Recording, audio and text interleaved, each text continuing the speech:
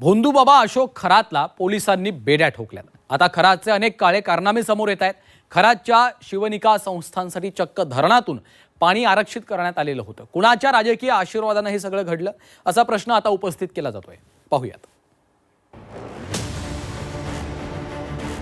Captain Ashok खरातच्या Shivnika संस्थांसाठी दारणा धरणातून पाणी आरक्षित करण्यात आलं होतं। यासाठी 39 लाख लिटर पाण्याची मंजुरी देण्यात आली होती।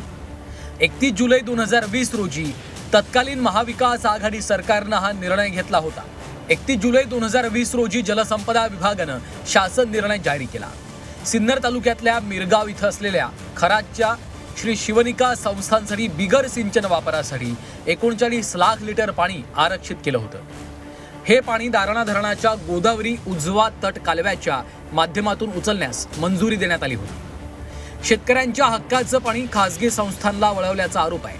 हा निर्णय महाविकास आघाडी सरकारच्या काळात घेण्यात आला होता। यावरून आता सत्ताधारी आणि विरोधकांमध्ये जुंपली आहे। आता मूळ मुद्दा खरातनं केलेल्या काळ्या कृत्यांचा आहे, त्यावर बोला असं म्हणत संजय राऊतांनी अधिक बोलणं टाळलं। तर आता राऊत मूग गिळून गप्प का बसलेत असा सवाल नवनाथ बन यांनी केलाय। पाणी देण्याचा एक निर्णय घेतला गेला होता। निर्णय महाविकास आघाडी सरकारच्या काळात 2020 साली घेतला। बघा ह्या गोष्टी आहेत ना, आता त्या अनेक गोष्टी काढाल तुम्ही। मुख्य मुद्दा काय तो काल आलेला आहे, त्याच्यावरती पक्षाची भूमिका काय ती मी सांगतोय। आता पाणी दिलं होतं का, झाडाला पाणी घातलं होतं का, हे मुद्दा नाही। उद्धवजी ठाकरे मुख्यमंत्री असताना महाविकास आघाडी सरकारनं याच भोंदू बाबासाठी पायघड्या घातल्या। सरकारनं विशेष GR या भोंदू बाबासाठी काढला होता। संजय राऊत याबद्दल तुम्ही मूग गिळून गप्प का आहेत? या भोंदू बाबाने सरळ सरळ सरकारकडनं एवढा मोठा GR काढून घेतला आणि उद्धव ठाकरे त्यावेळेला मुख्यमंत्री होते। मग तुमचं भोंदूगिरीबद्दलचं प्रेम आहे का हे एकदा संजय राऊतांनी सांगितलं पाहिजे।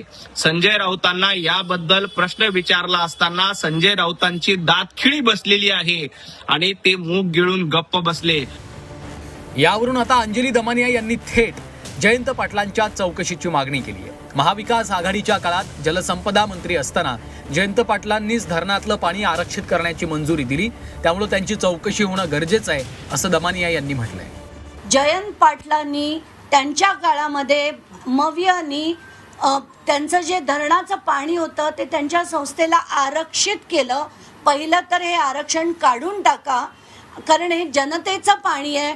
जिथे तिथले शेतकरी आहेत त्यांना ते पाणी आधी मिळालं पाहिजे। आणि जयंत पाटलांचं सुद्धा नाव याच्यात अनेकदा येताना दिसतंय, याची सुद्धा सखोल चौकशी झाली पाहिजे। इतकंच नाही तर जिल्हा परिषदेच्या निधीतून पाण्याची टाकी सुद्धा उभारण्यात आली आहे। यासाठी वाडी वस्तीला पाणी पुरवठा करायचा आहे असं सांगण्यात आलं। मात्र हे सर्व पाणी खरात वापरतोय। त्यानं आपल्या फार्म हाऊसच्या लगत परिसरात 25 एकरात आंब्याची बाग, फार्म हाऊस आणि मंदिर परिसरातल्या झाडांना हिरवाई आणि अगदी उन्हाळ्यातही आजही तिथं फवारे सुरू असल्याचं दिसतं। दुसरीकडे आता जलसंपदा मंत्र्यांनी याबाबत चौकशीचे आदेश दिलेत। ते आरक्षण तात्काळ रद्द करण्यात येईल। नियम आरक्षण आपण देऊ शकत नाही।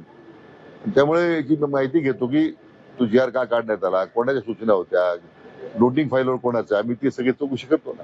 पण निश्चितपणे त्या आरक्षण रद्द करण्याच्या सूचना विभागाला दिलेल्या आहेत। दरवर्षी उन्हाळ्यात सिन्नर तालुक्यात 200 पेक्षा अधिक पाण्याचे टँकर पुरवावे लागतात। मात्र ग्रामस्थांच्या अडचणी दाखवून प्रभावशाली व्यक्तींना थेट पाणी कसं दिलं जातं त्याचं हे उत्तम उदाहरण आहे। त्यामुळं आता यावरून राजकारण तापल्याचं चित्र आहे। ब्युरो रिपोर्ट, झी 24 तास।